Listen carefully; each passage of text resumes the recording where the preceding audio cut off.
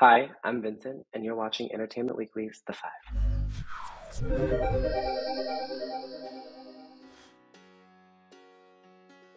I have to say Beyonce. I know that's like a stereotypical answer, but it's also like facts. Like, look at the material. Show the audience. The material is all there. Just the way she has gone about her career from being known as a singer of a lead group and then becoming an artist who has pretty much set the precedent for what artistry should look like from independent black artists and black artists in general, musicians, and how they should create a landscape for themselves and the others that come behind them. It's Beyonce, always Beyonce. The answer for everything is Beyonce. The biggest challenge so far has been scaling back the set list.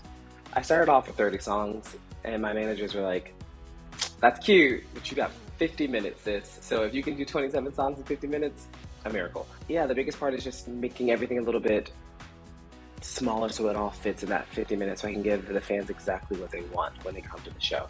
The tour was rescheduled and it's finally happening now, and I want to make sure that I give them as much as possible.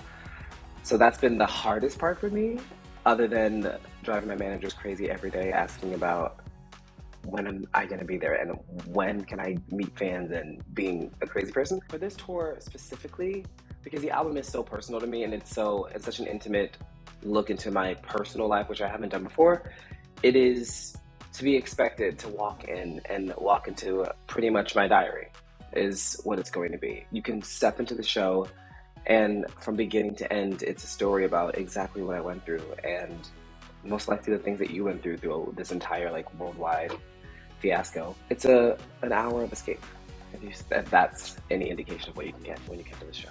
And a lot of dancing. Everyone always expects an artist to put out an album and be like, okay, go away now. And it's like, my mind works a little bit differently. I put out the album and I have already started working on the next like era or thing that's coming. It's fun. I want to have as much fun as humanly possible for the next couple years, and the new music reflects that. I've already started recording and I have songs ready, and it's the serotonin that we've all been looking for. It's the moment standing in the middle of a beach, a club, a park with a group of friends, the sun is setting, and you're just dancing, and you're so happy because your people are there, but more so because for the first time in a very, very long time, you feel alive.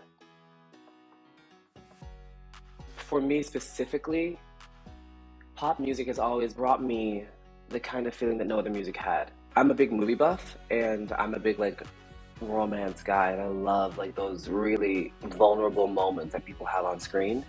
And I remember listening to Britney and hearing this heartbreak and these like crazy melodies and intense rhythms, but in the heart of it all, it was just there was heartbreak and there was a message, and more than anything, there was vulnerability that I hadn't heard in that way, in that sound, and it resonated with me for some reason. I grew up listening to R&B and gospel, alternative, rock. My dad was a musician, and all we did was listen to different genres of music. But what really resonated with me was I feel like my voice sits perfectly in this space. And I also know that my writing and my heart dwell there. You know, it's where I wake up. It's where my spark comes on, and it took me a long time to be okay with that because I hadn't seen anyone who looked like me doing it the way that I wanted to do it. And so I made sure that I was going to be sold myself on it. And I have just fallen in love with pop. I mean, pop music has been one of my lifesavers. T. So here's the whole thing. I get dragged constantly because there are no visuals. There's just a vocal, and honestly, the vocal gets you through, okay? The vocal will get you through, but I understand the one for a visual. And this entire next era, and I'll have some surprises from the last, will have the story for you to see more than hear, because I understand how important that is, but I thank God I've been on the go and doing a bunch of things and haven't had the time to sit and properly plan how I want you to like consume this visually. And now I do have the time after the tour and things like that. So soon, and it's going to be lovely and colorful and heartbreaking, but also very, very sweet. There's an artist, Wurin, who is from New York, Jared Gelman. There is Bronze Avery. There is a friend of mine, Kalechi. There's so many artists, you know, just a bunch of people who I took the time to sit and listen to, you know, and it was just like, the music's so good. I'm a big advocate of my friends' music because I'm a snob because my friends are really, really good. So I live in that world. Yeah, I'm just excited about those artists, and they are so, so talented and so ready to go after. They're so hungry, and that's what I love to see because I'm hungry and I want to be surrounded by people who want more constantly. This has been Entertainment Weekly's The Five.